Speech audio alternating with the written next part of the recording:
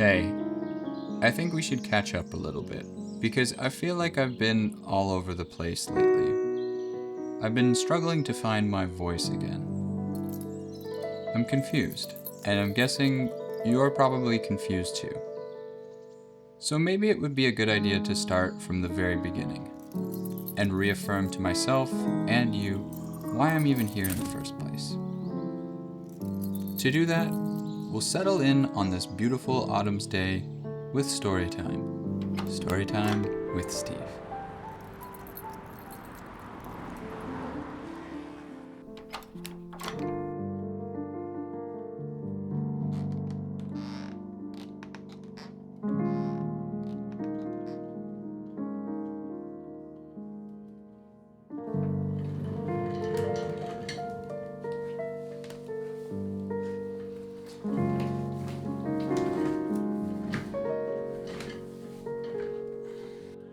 So, what might be a little bit confusing to some of you is that a lot of you know me as this guy who started making videos teaching people about money. So maybe I seemed like a money guy. Then I started talking about financial independence and purposeful living. So maybe I seemed like a financial independence and purposeful living guy. Then I started talking about dying, God, and why financial independence is stupid. So maybe I seemed like a crazy guy. And I think we generally imagine there's a progression that goes something like this. Someone has a goal they want to achieve, then they achieve said goal, and then they go like, okay, well, now what? And then they turn to religion or psychedelics and just get really existential in nature. And at first glance, it looks a lot like my content outwardly follows this exact progression. But I didn't become a crazy guy. No, my friend. I was always a crazy guy. You see, from the moment I was born, I skipped straight to the end. I was always hyper existential. Remember that question we were all asked as little kids? What do you want to be when you grow up? Didn't you find that to be such a weird question? Because they weren't really asking us what we wanted to be. They were asking us what job we wanted to take. And I didn't want to be a job. I wanted to be me. I also thought jobs are so weird. I mean, aren't they? As a little kid, I was like, so wait a minute. You're telling me that the only reason I'm in this place is so that one day when I get out of here, I'm going to have to give up control of when I wake up, how I must dress, where I must be, what I must do, who I must speak to, how I must speak to them, what cultures and beliefs I must conform to, when and for how long I can take breaks, when I can stop and go home for the day. And I must do this for the majority of my day, the majority of the days of the week, the majority of my adult life. Excuse me? I'm horrified. But of course, they don't really tell kids that's what jobs are. They tell us this is what jobs are. So, you're a CPA. What's the P all about? Well, it's about our plan is on target. We're all set.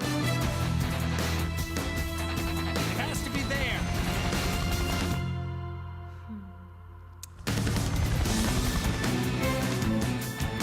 Our base strategy is, well, the P is for professional. CPA, Chartered Professional Accountants. That was a commercial to become a professional accountant, of all things. A CPA, to be specific. And you may as well have been watching the movie The Accountant with Ben Affleck. Someone actually uploaded this commercial to YouTube. It's called CPA Flash if you want to check it out. And the comments are hilarious. I'm a CPA and I absolutely spend all day going to locations and pointing at things, indicating where they should be. Okay, but the job is actually just arguing with the CRA and spending 10 hours trying to figure out a $5 variance. The P stands for pivot table, which is what you will be staring at 90% of the time. So forget about the helicopter.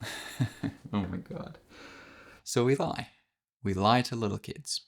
Because if they knew the truth, they would want to get off this conveyor belt that they're on. Well, I realized I was on this conveyor belt, and so I was panicking. I didn't understand why I was signed up without my consent to give my life to this thing, this job that would have so much control over me. And so I made a promise to myself that one day, somehow, some way, I was going to figure out why we truly have to work. I was going to figure out how work works, and maybe by extension, how the world really works as a result. But Steve, we have to work because we need money, of course. We contribute our labor, and society gives us society bucks, and then we can spend these society bucks on the labor of others to obtain what we need and want. Sure, I mean, that's generally all good. I think most of us are on board with that. But what about this part?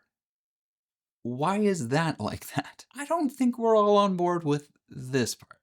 At least, I'm certainly not. Right, so this part is the tip of the iceberg, and this is the juicy, juicy stuff below that nobody seems to want to question. But I wanted the whole iceberg, not just the tip. And I was going to Titanic my ass straight into it. But that would have to wait.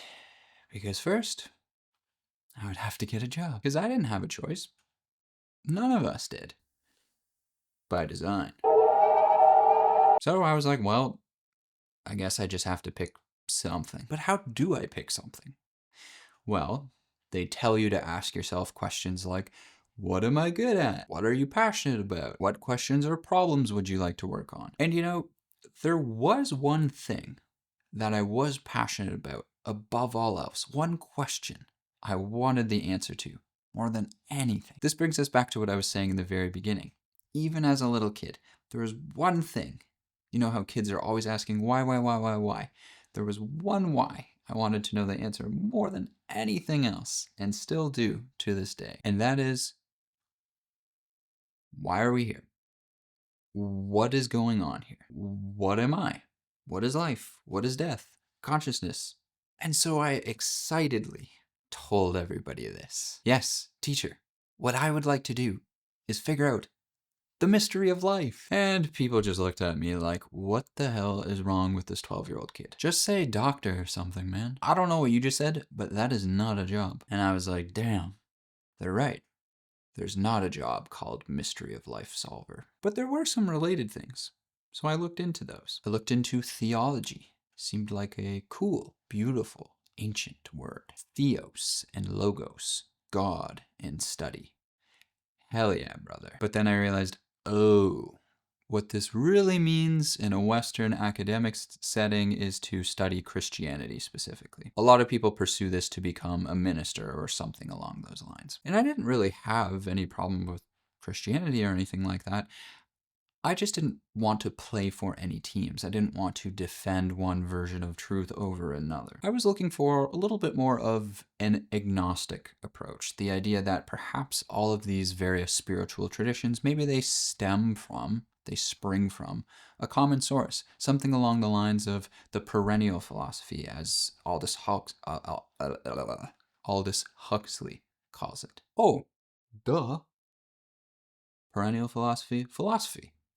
I should just study philosophy then. Thinking pretty seriously about this, I met with an old retired philosophy professor. The type of person who has that calm, weathered clarity about them.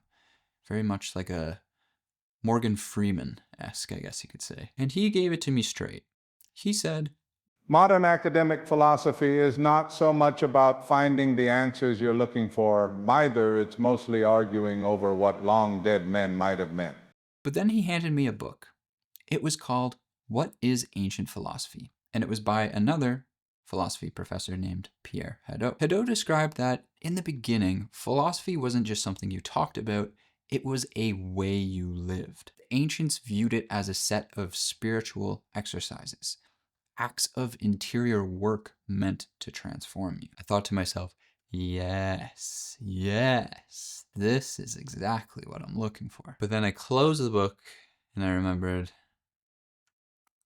oh right, that's not a job. So by now, I'm deep in high school and time is running out at this point. And as a last-ditch effort, I look into neuroscience. Seemed like a good bet.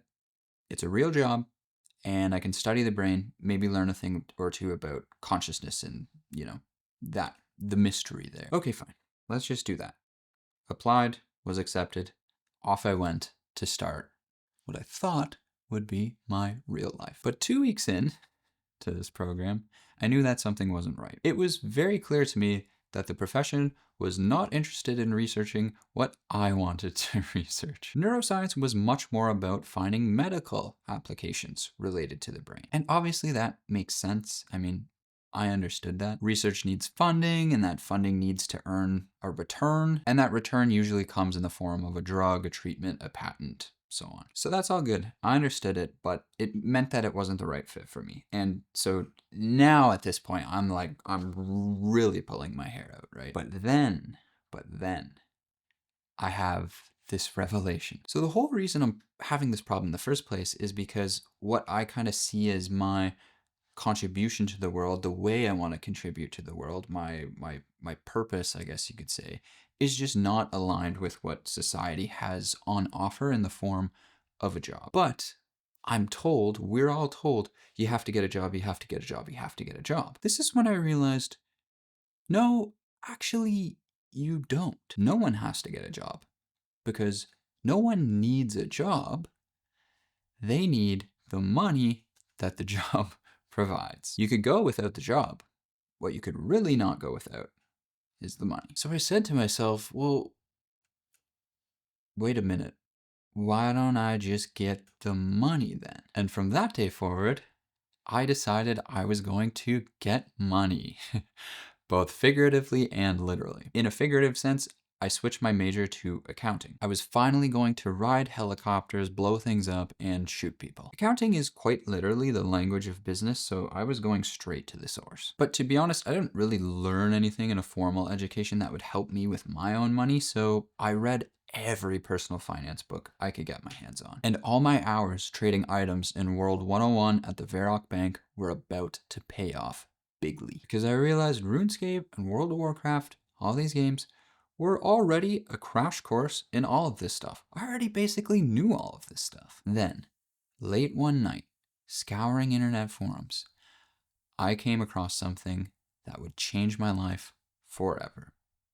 It was one word: FIRE. It stood for Financial Independence Retire Early. And it was this weird movement of people who had figured out that if you apply this pretty extreme set of principles and practices, you could reach retirement level wealth in your 30s or your 40s. This was like one of those angel choir moments where it's like, oh, because I thought, oh my God, this is obviously it.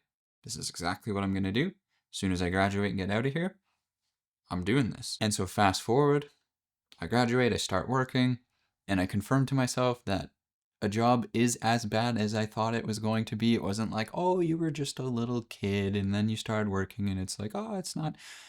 No, it's exactly as bad as I thought it would be. So I start formulating my own personal protocol, pretty intense set of practices. And it was a mix of financial, physical, and spiritual stuff, I guess you could say, that goes well beyond the typical FIRE stuff and approach. But anyways, all of this led to me building up a net worth of just under $100,000 in only 3 years, while never making more than $70,000 in a single year and living in a very high cost of living area. And so people kind of started to notice this, right? Friends and family were like, how are you doing that? And I was like, oh, well, I just did X, Y, and Z. And they were like, what did you just say? And that's when I went, oh, right. No one really knows anything about this stuff. No one really knows anything about money. And I mean, why would they? No one taught us anything about money. Probably, again, by design. So I started teaching them. And I did it so much that I basically just systemized it to make it easier to myself because I was just saying the same things over and over and over again. Eventually, I thought, it might be nice just to put this somewhere. Maybe I should just put it on like a website or something. I don't know how to make a website, but like I just feel as though maybe it would be helpful because so many people around me seem to be finding this helpful. And so I kind of had this idea that maybe I should create like the personal finance class that you should have received in school but didn't. Long story short is I realized a website was a really dumb idea. Then I kind of stumbled on YouTube and realized it wasn't just a place for people to post their RuneScape PKing compilations. There were actual people making real stuff on here. And I decided to start a channel and call it Cash College. And of course, that was another of those moments where your life just kind of changes forever from that point forwards, because it just took on a life of its own largely thanks to you guys. And at this point, I had looked at that money I had saved. I had looked at that around $90,000, and I thought to myself, maybe I should use this now. Maybe I should just do the thing that I've wanted to do and was thinking it was going to be out way further in the future, which is quitting my job and early retiring or whatever. But maybe I should just use this to quit my job now. Because wasn't the whole point so that I could be free and work the way that I wanted to work? Now at this point, Cash College was small. I wasn't really earning a living off of it, but I felt that there was something there. It seemed like there's something amazing and magical happening on the internet and with all of this stuff that it was calling to me. And so I did it. I jumped ship, and it all just kind of happened from that point forwards, and it was going great.